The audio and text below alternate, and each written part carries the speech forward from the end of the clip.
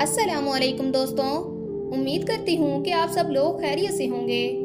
دوستوں، آج کی اس ویڈیو میں ہم آپ کو بتائیں گے کہ اللہ رب العزت نے سانپ اور مور کو جنت سے کیوں نکالا۔ ان دونوں نے ایسا کون سا گناہ کیا تھا جس کی وجہ سے اللہ نے انہیں بدصورت بنا کر زمین پر نازل کر دیا، اور چھپکلی نے ایسا کون سا گناہ کیا تھا جس کی وجہ سے حضور صلی اللہ علیہ وآلہ وسلم نے اسے مارنے کا حکم دیا۔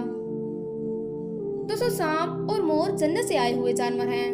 جنت میں گھومنے پھرنے اور کھانے پینے کے لیے بہت کچھ تھا، لیکن جنت میں اکیلے اور تنہا ہونے کی وجہ سے آدم علیہ السلام اداس رہتے تھے۔ تو اللہ رب العزت نے آدم علیہ السلام کی بائیں پسلی سے بی بی حوا علیہ السلام کو پیدا کیا، اور یوں حضرت آدم علیہ السلام حوا علیہ السلام کا ساتھ پا کر خوش ہو گئے، اور وہ دونوں جنت میں خوش رہنے لگے۔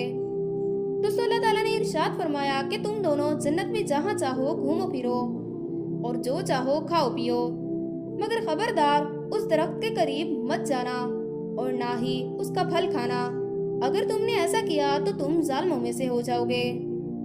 دوستو، سانپ اور مور بھی جنت میں رہتے تھے اور باہر آیا جایا کرتے تھے۔ اس وقت سانپ کے پیر بھی تھے اور اس کے منہ سے ابرک کی خوشبو بھی آتی تھی، اور مور آج جتنا خوبصورت دکھائی دیتا ہے اس وقت اس سے کئی زیادہ خوبصورت تھا جب وہ جنت میں رہتا تھا۔ تب مور کے پاؤں بھی بہت خوبصورت ہوا کرتے تھے۔ دوستو، ایک دن جب وہ جنت سے باہر آئے تو ان کی ملاقات شیطان سے ہوئی۔ شیطان نے ان سے کہا کہ مجھے بھی اپنے ساتھ جنت میں لے چلو، تو انہوں نے جواب دیا کہ ہمیں اللہ کا خوف ہے اور اس بات کا ڈر ہے کہ کہیں ہمیں کوئی دیکھ نہ لے، اس لیے ہم تمہیں جنت میں نہیں لے جا سکتے۔ شیطان نے اپنی دوستی کا واسطہ دیا کہ ہم جنت میں ساتھ رہتے تھے، مجھے بھی جنت میں ساتھ لے چلو۔ اس پر مور نہ مانا، لیکن شیطان نے انہیں دائمی زندگی کا خواب دکھایا، جس پر سانپ مان گیا، اور اس نے شیطان کو مشورہ دیا کہ تم میرے منہ میں بیٹھ جاؤ اور میں تمہیں جنت میں جا کر اگل دوں گا، اس طرح تمہیں کوئی نہیں دیکھ پائے گا۔ دوستو، سانپ نے شیطان کو منہ میں بٹھایا اور جنت میں جا کر اگل دیا۔ اس طرح شیطان دوبارہ جنت میں داخل ہونے پر کامیاب ہو گیا۔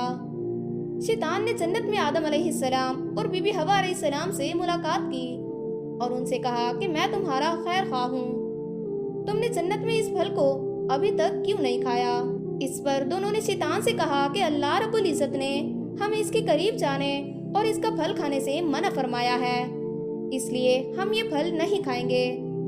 دوستوں، جب آدم علیہ السلام سو گئے تو شیطان بی بی حوا علیہ السلام کے پاس آیا اور ان کو بہکانے لگا کہ اللہ تبارک و تعالیٰ نے تم لوگوں کو یہ پھل اس لیے کھانے سے منع فرمایا ہے کہ کہیں وہ پھل کھانے کے بعد تم نہ مرنے والے بن جاؤ اور ہمیشہ کے لیے جنت میں ہی رہو۔ بی بی حوا علیہ السلام نے شیطان کے بہکاوے میں آ کر اس درخت کا پھل کھا لیا۔ جب آدم علیہ السلام سو کر اٹھے تو بی بی حوا علیہ السلام نے انہیں بھی وہ پھل کھانے پر مجبور کر دیا، اور وہ پھل حضرت آدم علیہ السلام کو بھی کھلا دیا۔ دوستو، جیسے ہی ان دونوں نے وہ پھل کھایا تو فوراً ان کا جنتی لباس اتر گیا۔ تبھی اللہ رب العزت نے ان دونوں سے فرمایا کہ میں نے تمہیں اس درخت کا پھل کھانے سے منع کیا تھا، مگر تم لوگوں نے میری بات نہ مان کر اس درخت کا پھل کھا کر اپنی جان پر ظلم کیا ہے۔ تبھی حضرت آدم علیہ السلام اور حوا علیہ السلام کو اپنی غلطی کا احساس ہوا اور انہوں نے اللہ رب العزت سے معافی مانگی۔